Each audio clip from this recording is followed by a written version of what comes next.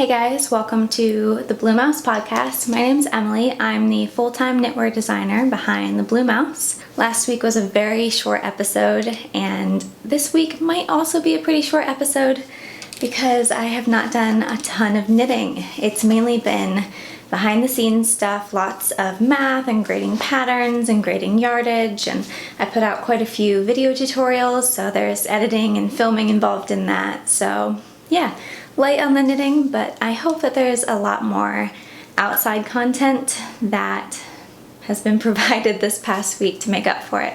So on that note, I did put out a video on 15 tips for swatching. So if you have ever wanted to learn like what's a great way to swatch and the tips behind that, there's a video I will link in the description.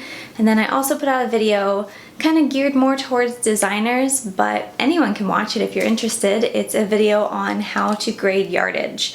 So I will teach you how to figure out how much yardage your sample used and then how to use that to grade all the yardage for all your other sizes. It's just the way that I have found to be the most accurate, and so I spent a 20-minute long video explaining it to you guys, and I really hope you find it enjoyable and interesting. And yeah, I have one more coming out. It's just a tubular bind off tutorial, but that will be coming later this week as well. I've already filmed it, I just need to edit it, and then it will be out to you. And something that came out today are my Craggy shore socks, which is this pattern right here. Has that really gorgeous texture all over the foot and the leg. So this pattern is free on Ravelry, and it comes with instructions for 6 different cast-ons, and it's fully charted. Even the heel flap and everything is fully charted. And yeah, I really hope you guys enjoy it. I think some of us are just gonna do kind of an impromptu cast-on on the 4th of July, which is tomorrow. So yeah, if you wanna join along, no pressure. It's just, we're gonna cast on some socks and knit through the weekend. And yeah, so I'm trying to decide what yarn to use for my cast on. I have a few skeins picked out. So here are my options I'm thinking of, and then this as well. So some of these I don't think I've ever even shared on the podcast, but this is, I know it's Explorer Knits and Fibers, and I believe it's in like a twist sock base. It's a Christmas colorway. I want to say it's like red-nosed reindeer or something. I really, really love this colorway. I've been saving it for a special project because it's just one of those like sacred skeins of yarn that I just don't want to use unless it's a fitting project. And I love these socks so much, I think it might be a fitting project. So yeah, this is my #1 pick, and I think I'm going to use this, but here are a couple other options in case you want to help me pick. So Coast to Coast yarns, and this is Inkling and Lavender. And here are the 2 colors. So this is another option I'm thinking of. It's really, really pretty. I definitely will use it for socks or something in the future. And then this is the April, what is it called? April Club. It's a Lord of the Rings club from a homespun house, and this was the April skein. So for some reason you haven't gotten your skein yet, don't look, but I'm guessing since it's July that you've gotten it. So this was the Lambus colorway, which is based off of Lambus bread in Lord of the Rings. Super, super pretty. I love it. It's so gorgeous, and all the little delicate speckling. Oh, this just makes me want to cast on about 6 pairs. I don't know if anyone else is that way. And then I have another little sock set from Explorer Knits and Fibers. You can definitely tell that Allie is one of my favorite dyers ever. So this is her Yuletide Carol and Golden Snitch colorways. And this is the kit. It's just gorgeous. Ugh, there's lots of purples. There's a little bit of a theme here. And then this is the, let's see, the May.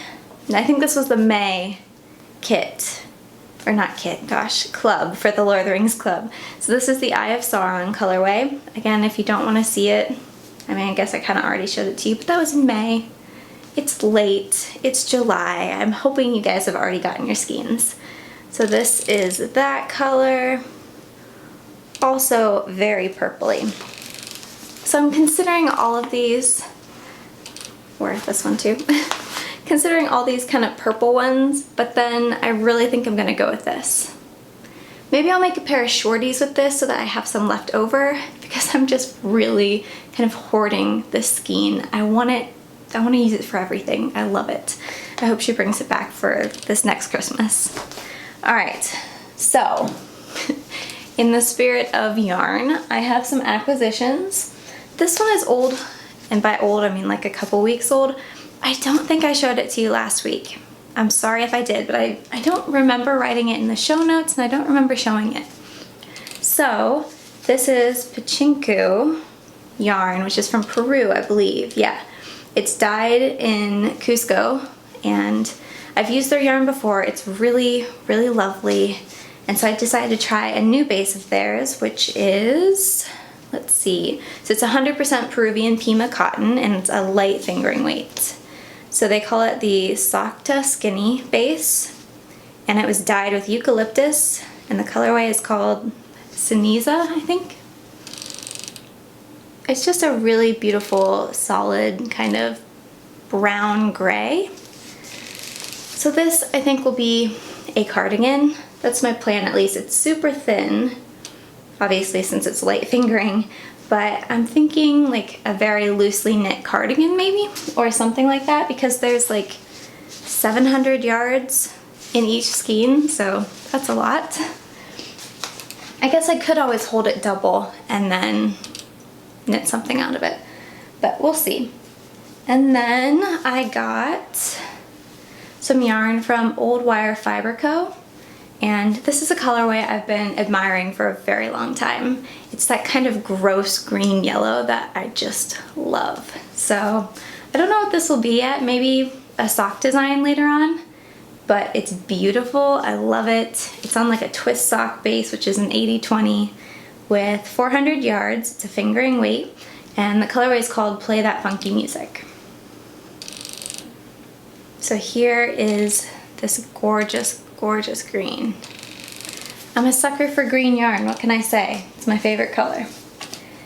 And kind of going off of that, so as I was saying earlier, Allie from Explore Knits and Fibers is one of my great fiber friends, and she said that she was watching my podcast the other day, and so she just sent me a surprise package, and 3 skeins of green yarn showed up in my mailbox last week.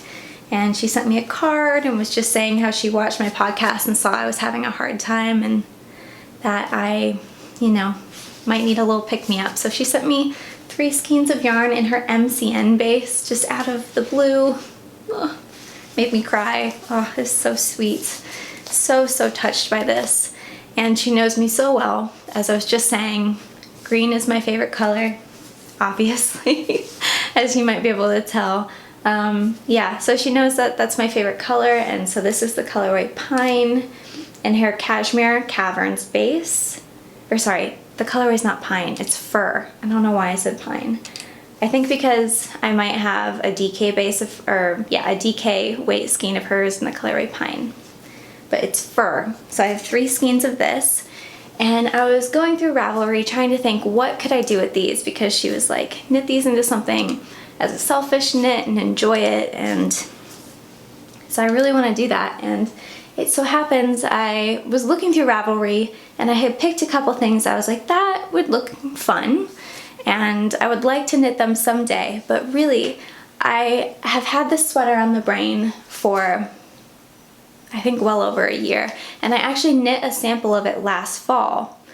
And I liked it, but there were some issues with it that I didn't know how to fix, and I didn't know how to grade it. It was a raglan sweater that had a little bit of texture in the body and lace sleeves. I don't know if any of you remember that sweater, but I decided to put it on the back burner because I didn't think I could do it justice then, and now I'm getting more experience with raglans, so I'm thinking I might try it again. So I was actually contemplating going out and getting a sweater's quantity of fingering weight to try it out, but I don't know. I don't really have the budget for it at the moment, so I was kind of disappointed because I have a ton of fingering weight, but they're all single skeins.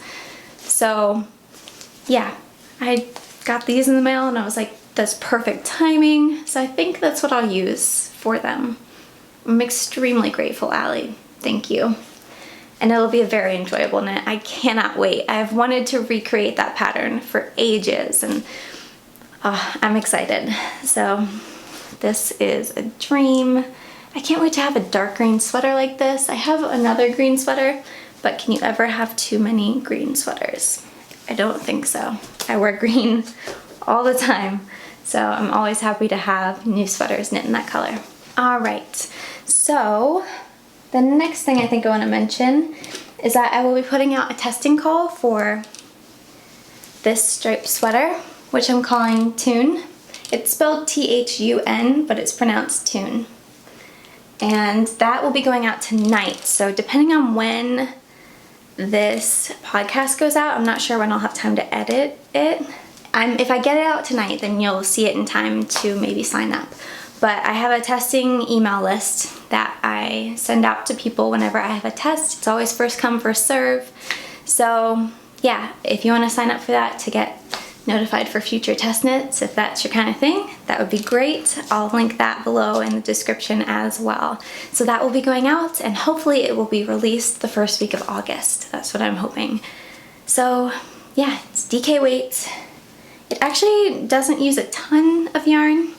I was a little surprised. I only had 5 skeins, and so I was worried that I wouldn't be able to knit a whole sweater with 5 skeins of DK, and I ended up having almost a full color of the contrasting left and about half a skein of the main color. So it only used like 630 yards of the main color from my size and maybe 300 and something of the contrasting color. So not that bad, but yeah, it's graded for 14 sizes, as most of my patterns are. So I'm really excited about that one, and I know quite a few of you are as well, and that makes me even more excited. So yeah, August can't come soon enough for that reason. But on that note, I have actually been working on a mini version because I want to release a baby sweater, which I've never done. And I feel a little bit scared and intimidated of that because I don't have kids and I'm not really around kids often. So the sizing of them scares me because I don't want them to, not fit. But I spent hours over the weekend researching and finding average sizes, so I think I put together a good sizing group. So it'll be made for like 0 to 3 months all the way up to 8-year-olds. So here is my 6 to 12 month size sample so far. And if you have kids, can you tell me if this looks too small? It looks too small to me, but I don't know. It just, let me find a skein of yarn. Like, here it is for a scale, I guess. The skein of yarn. So it's about as tall as a skein of yarn, and that just, it feels too long and not wide enough.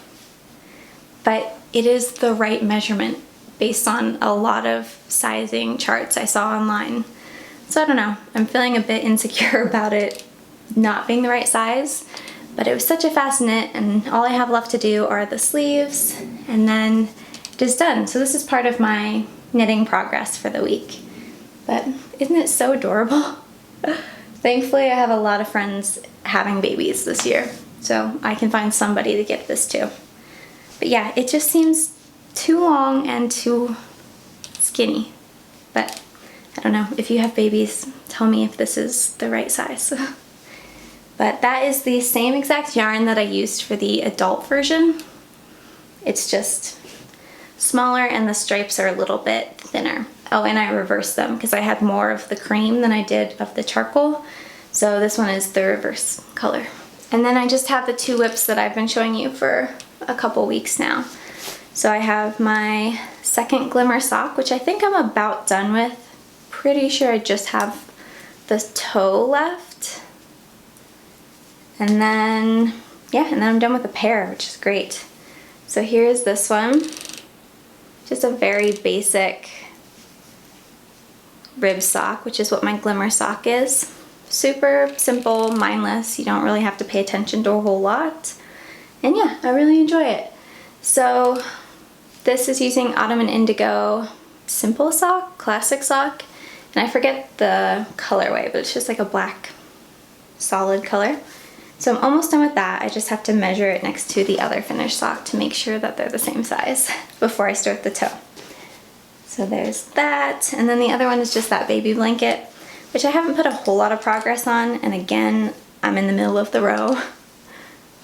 Bad form. But yeah, just my Glen Echo baby blanket pattern, which is free if you're interested in that kind of thing. But I'm just making another one for my brother and sister-in-law.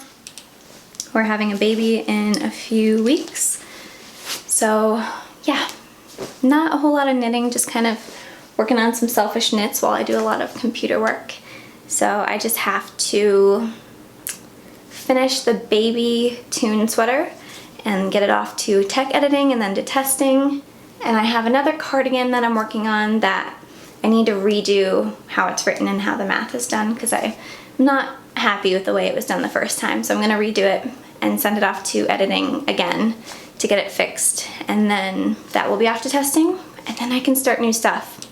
Oh, I have another sock pattern too that's in the works. I just need to write it and grade it and get it off to testing and tech editing and stuff. So those 3 things need to be done. And then I can start new things, which I'm very, very excited about. It's my favorite thing to just start projects and my least favorite thing to finish them. So that's why I usually have tons of languishing whips. But right now I'm kind of on a roll, finishing a lot of stuff. This past weekend, Johnny was on tour with his band for a few days. So I had a couple days of like 17-hour work days, which is what I used to do before I got married. So it was really nice just to have a few days of just working for a long time and getting a ton done. So yeah, I'm very excited, very happy. The Craggy Shore socks got onto the Hot Right Now and they're like number 7 or something, which is so cool. It really makes me so happy and grateful. Thank you so much. That's only possible because of you guys. See, I'm talking too fast because I'm too excited. But yes, thank you so much. I am very, very excited about all the things that are going to be happening this summer. Anyway, I think that's all I had to share today. Not a whole lot of knitting content, but oh well. I hope that you guys will enjoy your 4th of July weekend, and if you want to cast on with us, we're just knitting those socks this weekend, come on and join in. So yeah, I have to get to physical therapy, so it's like a 40-minute drive, so I better get going so I'm not late. And then yeah, back to work when I get home. Hopefully I will edit this podcast and the other tutorial and get them out to you soon. So yeah, everything is linked in the description. The show notes are linked in the description. I'll see you guys next week.